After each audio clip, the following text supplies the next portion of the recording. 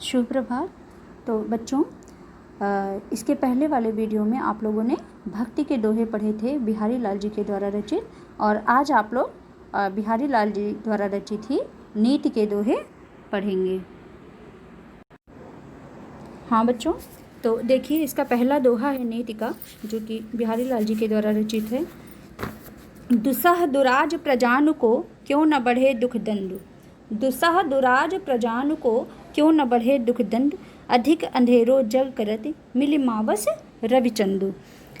दोहरे शासन की अव्यवस्था की ओर संकेत करते हुए कविवर बिहारी लाल जी कहते हैं कि दोहरे राज्य में प्रजा के दुखों और संघर्षों की वृद्धि क्यों न हो, है ना। दोहरे राज्य में यानी द्विराज्य में प्रजा के दुखों और संघर्षों की वृद्धि क्यों न हो, क्योंकि अधिक अंधेरो जग करत मिलिमावस रविचंद।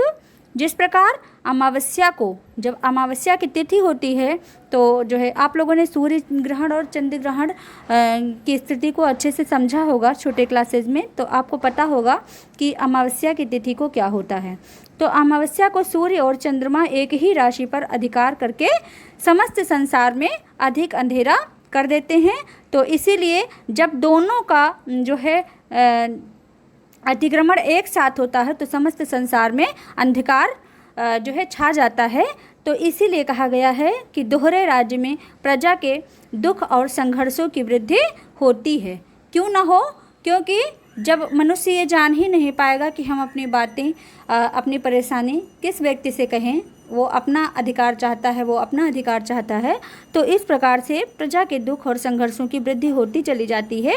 इसीलिए बिहारी लाल जी ने इसको बड़े सुंदर शब्दों में व्यक्त करने का प्रयास किया है कि जिस प्रकार अमावस्या की तिथि को सूर्य और चंद्रमा एक ही राशि पर अधिकार करके समस्त संसार को अंधकारमय कर देते हैं, ठीक उसी प्रकार से जो दोहरा राज्य है, उस दोहरे राज्य में प्रजा के दुख और संघर्षों की वृद्धि अधिक होती है। इसमें अनुप्रास तथा अन्योक्ति अलंकार है। और अब देखिए दूसरा इसका, बसे बुराई जासुतन ताही को सम्मान, भलो भलो कह छोड़िए खोटे ग्रह जपदान।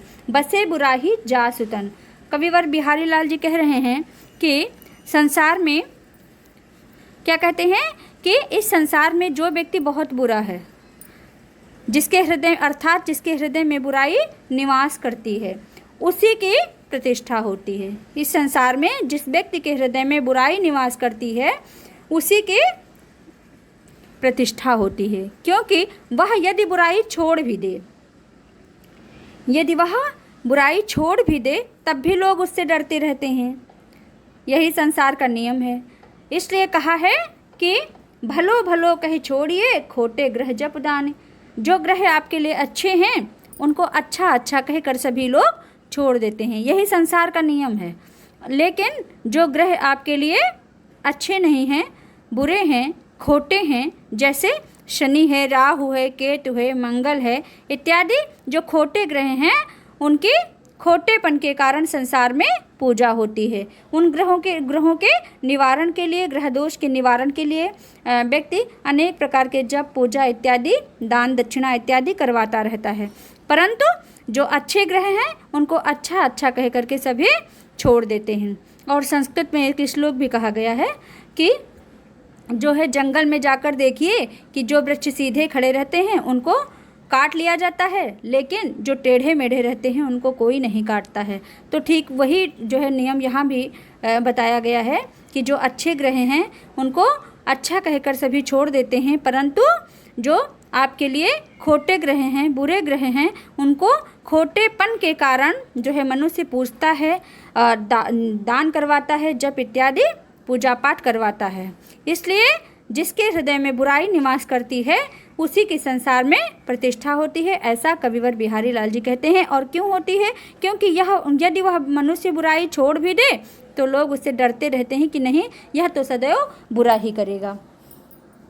इसका तीसरा दोहा देखिएगा, नर की अरु नल नीर की गति एक करी जोए, और जे तो नीचो होए चले तय तो ऊंचो होए। कविवर बिहारी लाल जी कह रहे हैं कि उन्होंने प्रस्तुत दोहे में मनुष्य को विनम्र होने के लिए आदेशित किया है।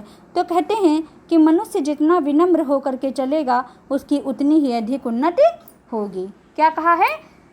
नर की और नल नेर की गति एक कर जोर, यानी नल की और नर की यानी मनुष्य की, व्यक्ति की और नल के जल की हैं। क्या कहा है कि और उन्होंने इस बात को किस प्रकार प्रकट किया है? उन्होंने कहा है कि मनुष्य जितना नम्र होकर चलेगा उसकी उतनी ही अधिक उन्नति होगी। और इसी तथ्य को नल के जल की चाल के द्वारा समझाते हुए कविवर बिहारी लाल जी कहते हैं कि मनुष्य की और नल के पानी की दशा एक जैसी समझनी चाहिए। कैसी समझनी चाहिए? नर की और नल नेर की, यानी मनुष्य के और नल के पानी की दशा एक समान समझनी चाहिए। जे तो नीचो होए चले ते तो ऊंचे होए। जिस प्रकार नल जितने नीचे स्थान में रहेगा उतना ही उसका जल ऊपर चढ़ेगा। ठीक है, तो ठीक उसी प्रकार मनुष्य भी जितना विनम्र होकर के, जितना नम्र होकर के चलता है उस व्यक्ति की उतनी ही उन्नति होती है। और यह बात आप लोगों को अपने जो है चरित्र में उतारना चाहिए। जो हमारे कवि हैं, लेखक हैं इत्यादि, वो जो बातें कहे गए हैं हमारे अनुसरण करने के लिए ही कहे गए हैं, है ना। तो जो बात आपको ग्राह्य करनी चाहिए वो वास्तव में आपको अपने चरित्र में भी उतारना चाहिए। चलिए, बढ़त बढ़त संपत्ति सलिल मन सरोज बढ़ जाए।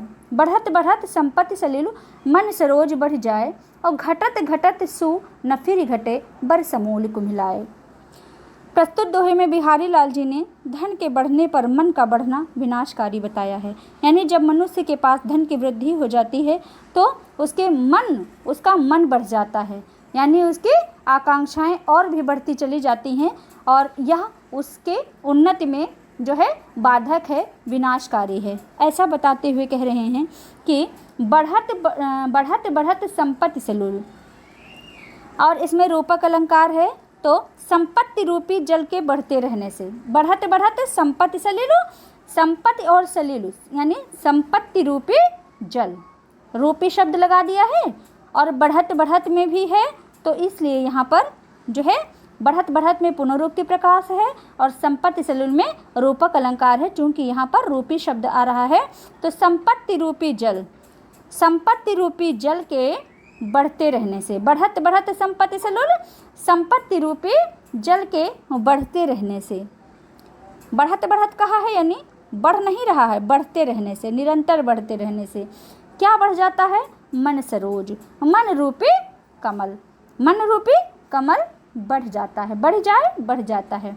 यानी कहने का तात्पर्य क्या है कि जब मनुष्य के पास संपत्ति रूपी जल का बढ़ना प्रारंभ होता है तो उसका मन रूपी कमल बढ़ जाता है। और जब उस संपत्ति का घटना प्रारंभ होता है नहीं, जब उस संपत्ति का घटना प्रारंभ होता है तो देखिए क्या बताया है कविवर बिहारी लाल जी ने कि घटत घटत सु न फिर घटे बर समूल को मिलाए। और जब उसका घटना प्रारंभ होता है, यानी जब संपत्ति रूपी जल का घटना प्रारंभ हो जाता है तो मन रूपी कमल नीचे ही नहीं जाता। सु न फिर घटे, घटे मतलब नीचे नहीं जाता, बल्कि बर समूल को मिलाए, बल्कि जड़ सहित, यानी मूल, मूल माने जड़ होता है, बल्कि जड़ सहित सूख जाता है। अर्थात जब धन की कमी होने लगती है तो जो बढ़ा हुआ मन है वो हीन ही नहीं होता बल्कि पूर्ण रूप से नष्ट हो जाता है ना। जिस व्यवस्था में आप रहना प्रारंभ कर देते हैं, अपनी भौतिक सुविधाओं को अत्यधिक बढ़ावा देने लगते हैं और उस प्रकार आप अपनी जीवन शैली जो है व्यवस्थित कर लेते हैं, फिर जब धन का घटना प्रारंभ होता है तो आप उन आदतों को छोड़ नहीं पाते और पूर्ण रूप से आपका हृदय हीन भावना का शिकार ही नहीं होता बल्कि पूर्ण रूप से नष्ट ही हो जाता है। ऐसा बिहारी लाल जी ने कहा है और उन्होंने बताया है कि पूरे दोहे में दृष्टांत और रूपक अलंकार है। रूपक मैंने पहले भी बताया था, दृष्टांत अलंकार भी है। घटत घटत और बढ़त बढ़त में पुनरुक्ति प्रकाश है। पुनरुक्ति प्रकाश अलंकार वहाँ होता है जहाँ पर दो शब्द एक बार रिपीट कर दिए जाते हैं। पुनर्धन उक्ति, पुनः धन उक्ति से पुनरुक्ति बना है, यानी बार बार एक ही उक्ति कही जाए तो वहाँ पर पुनरुक्ति प्रकाश अलंकार होता है। और संपत्ति सलिल में 6 का अनुप्रास है। आगे बढ़िए। जो चाहत चटक न घटे, मैलो होए न मित, रज राजस न छुआई तो नेह चीकने चित्त। कविवर बिहारी लाल जी कहते हैं कि और उन्होंने इसमें क्या बताया है कि जो है जो मनुष्य की मित्रता है उस पर रजोगुण